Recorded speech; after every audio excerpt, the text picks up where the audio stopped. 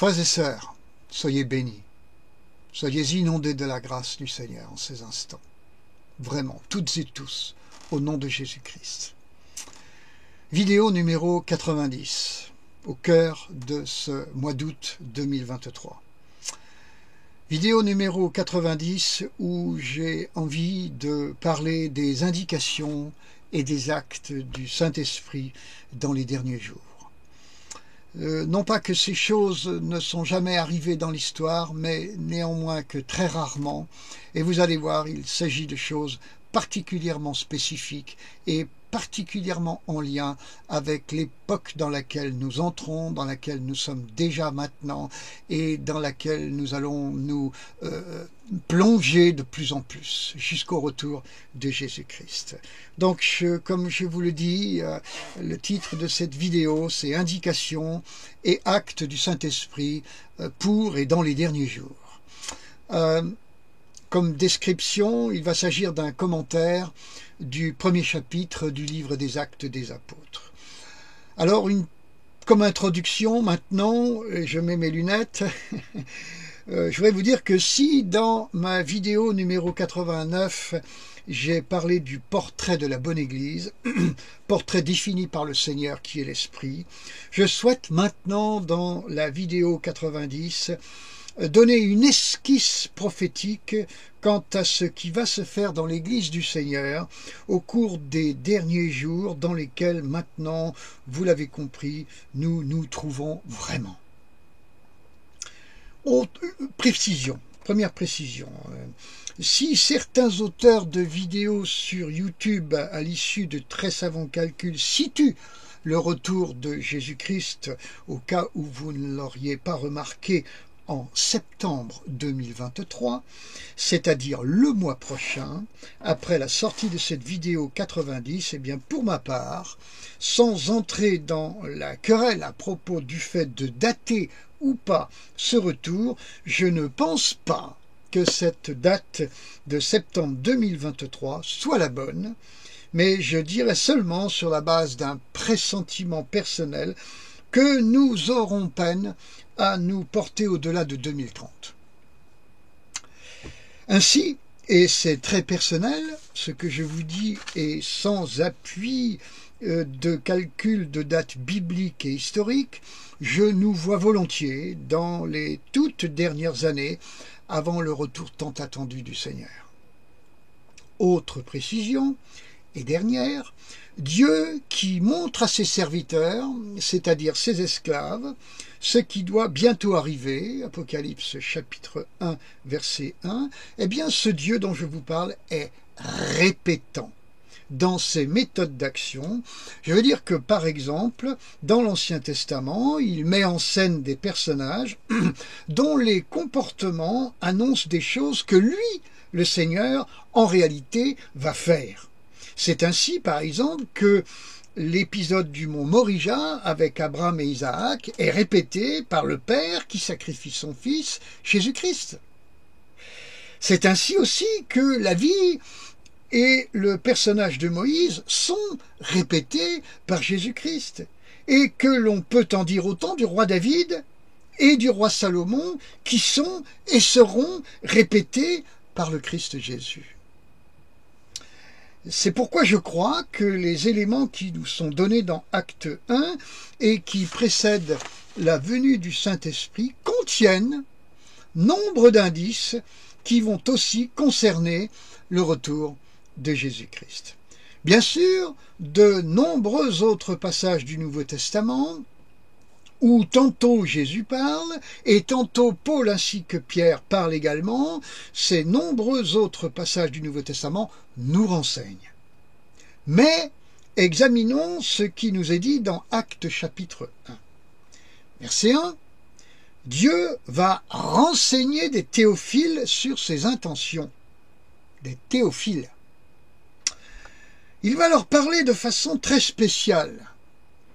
Ces théophiles, ou ce théophile, car il n'y en aura peut-être bien qu'un seul, ce théophile sera un très très grand amoureux, fervent, une extrême ferveur qu'il aura pour le Seigneur Jésus-Christ. Cet amour si spécial dont je vous parle se verra et sera vraiment très différent du portrait de tous ces gens que l'on a vu recevoir de très très grandes révélations du Saint-Esprit. Ce Théophile-là n'agira pas pour engranger les abonnements de vos et nos cœurs pour leur chaîne vidéo, n'est-ce pas? Pas plus que pour vous plumer financièrement. Ce Théophile sera un homme vraiment très à part, comme un Jean-Baptiste, comme un Pierre.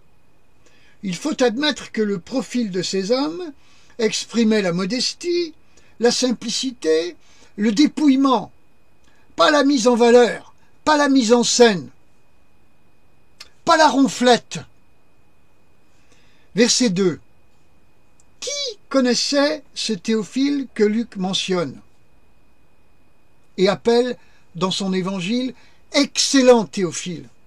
Qui connaissait ce Théophile? Pratiquement personne.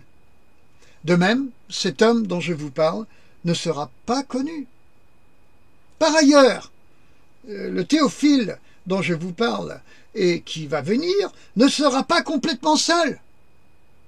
Il y aura des gens autour de lui et le Saint-Esprit leur parlera sous forme d'ordre.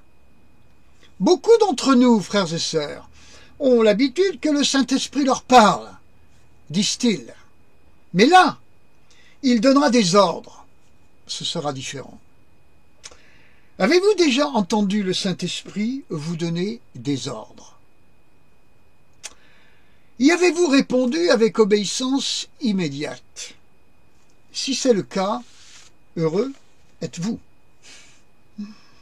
Il faut préciser que dans ce rôle, ces hommes qui entoureront ce Théophile, seuls quelques-uns seront choisis par le Saint-Esprit. Verset 3. Jésus apparaîtra à ces hommes. Il passera du temps avec eux pour leur confier ce qu'il va faire, quant au règne qui vient. Ces choses-là aussi sont déjà quelquefois arrivées dans l'histoire, même au XXe siècle. Verset 4. Il va leur dire de surtout ne pas se disperser dans des foules de considérations inutiles, mais de se concentrer sur le cœur opérationnel de son plan, à savoir Jérusalem. Aujourd'hui, frères et sœurs, des foules de disciples de Jésus-Christ sont dispersés dans leurs regards, faisant attention à des tas de choses inutiles et se croyant ainsi être des gens intelligents. Mais ils sont pauvres à cause de leur esprit éparpillé. Mais dans les derniers jours, frères et sœurs, Dieu va susciter une ultime génération d'apôtres qui auront seulement les yeux fixés sur Jérusalem, en priant pour le projet messianique que Dieu a d'abord sur ce lieu et en gardant plus que jamais les paroles écrites du Seigneur. Verset 5. Ces gens dont je vous parle, au-delà du baptême d'eau et de celui du Saint-Esprit, respireront et seront dans l'onction du feu. Ils seront brûlants. Ils seront comme des flammes. Ceux qui les toucheront seront comme brûlés, non pas pour être blessés, mais purifiés. Ceux qui s'opposeront à eux s'en trouveront être comme carbonisés. Ces brûlants dont je vous parle, comme Étienne l'était, ils seront irrésistibles. Ils vivront dans ce baptême de feu dont parle Jean le Baptiste, Matthieu chapitre 3, verset 11. Si je résume ce verset 5, il y aura les repentants qui toucheront ces brûlants pour être purifiés, et il y aura les non-repentants, les opposants, qui toucheront aussi ces brûlants, mais eux s'en trouveront foudroyés.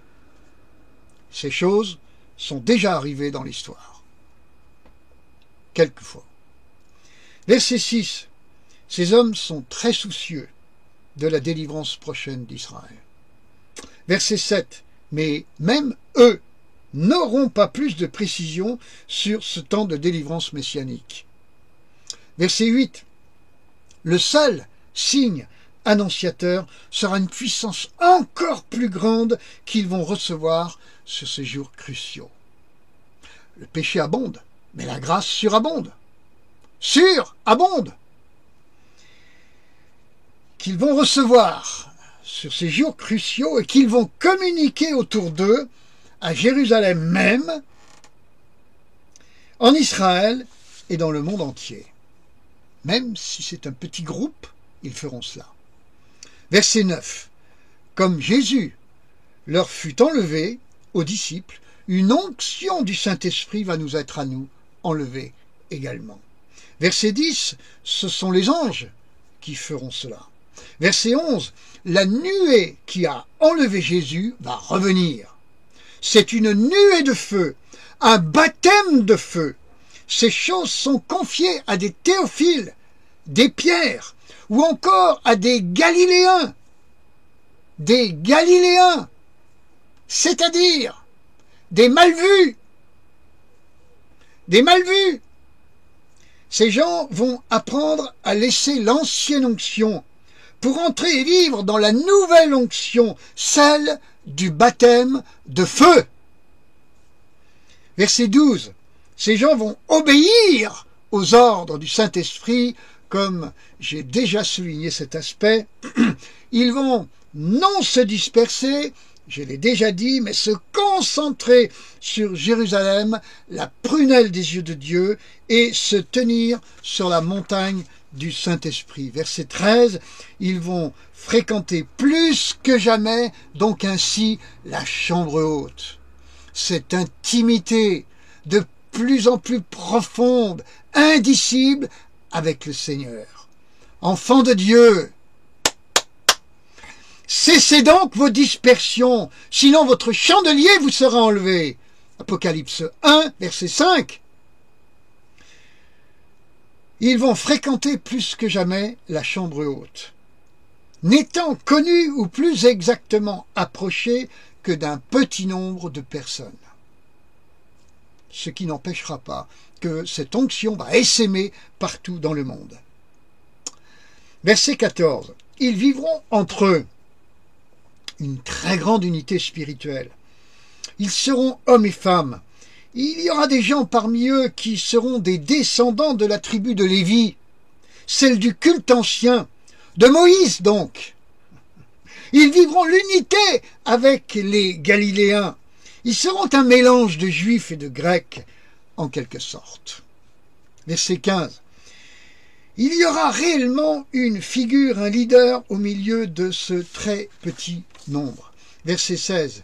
Ces gens s'emploieront à constater l'échec des Judas, tous ceux qui avaient été appelés, mais se sont disqualifiés. Le Seigneur, certes, ne se repent ni de ses dons, ni de ses appels, mais les personnes elles-mêmes se disqualifient. Ce n'est pas le Seigneur qui les disqualifie, mais ce sont les intéressés eux-mêmes qui, hélas, font le choix de se disqualifier. Et c'est là le péché contre le Saint-Esprit. Alors, versets 21 à 26, ce sont des inconnus qui vont être pressentis pour les remplacer. Des inconnus. Ainsi donc, frères et sœurs, globalement, dans Actes chapitre 1, nous ne trouvons que des gens mal considérés, de second rang, des inconnus, des sans grade, des mains calleuses, des modestes, des gens sans couronne, qui n'auront pas d'hésitation à jeter leur maigre couronne aux pieds du Seigneur, eux. À la Pentecôte, frères et sœurs, l'onction du Saint-Esprit ressemblait à un feu. Dans les derniers jours avant le retour de Jésus-Christ, l'onction ne ressemblera pas à un feu. Elle sera le feu, celui de ce baptême dont Jean parle. Ce baptême de feu sera extrêmement bouleversant et bouleversera l'ordre actuel de l'Église du Seigneur. Et oui, cette flamme brûlera gravement, profondément, beaucoup d'enfants de Dieu. Ils diront la morsure de leur douleur, mais cette flamme les purifiera et les sauvera. Beaucoup seront comme le brigand sur la croix, sauvés juste au dernier instant, mais avec Dieu dans le ciel, dès ce jour que Dieu seul connaît. Ainsi, bien-aimés en Christ, qui écoutez cette vidéo, préparez-vous à accueillir ce feu qui vous consumera pour être purifié. Ne faites à ce moment-là rien d'autre que de le recevoir. Le Seigneur Jésus-Christ s'occupera du reste pour vous. Amen. Voilà ce que je peux vous dire à l'appui d'Actes chapitre 1 concernant les indications, les signes donc, et les actes du Saint-Esprit sur ces jours dans lesquels nous entrons maintenant. Soyez en paix, mais laissez cette onction de feu, ce baptême, vous toucher, vous visiter, vous purifier, afin que vous soyez couronnés. Vous savez, Smyrne se laisse purifier en vue de la couronne. Et Smyrne purifiée devient comme Philadelphie, église qui a la couronne, qui possède la couronne. Réfléchissez à ces choses. Et puis, à l'issue de cette vidéo numéro 90, je vous adresse le saint baiser dont l'apôtre Paul parle dans 1 Corinthiens 16, verset 20 et 2 Corinthiens 13, 13, dont l'apôtre Pierre parle dans 1 Pierre 5, 14. L'apôtre Pierre parle même de ce baiser d'affection. Eh bien, je vous l'envoie à toutes et à tous, où que vous vous trouviez, vous qui me regardez. Soyez inondés de l'amour de Jésus-Christ par ce baiser d'affection, de tendresse, de communion fraternelle, de tendresse fraternelle que je vous envoie. Que ce baiser guérisse votre âme maintenant et même vous visite dans vos corps et vous enlève toute maladie, toute infirmité dans le nom de Jésus-Christ. Qu'il en soit ainsi. Et retenez bien le contenu de cette vidéo 90, bien-aimés en Jésus-Christ. Sachez que je vous aime de l'amour du Seigneur et que je vous serre sur mon cœur, chacune et chacun d'entre vous, de toutes mes forces, au nom de Jésus-Christ. Amen. À bientôt mes amis pour la suivante et ce sera la 91. Au revoir.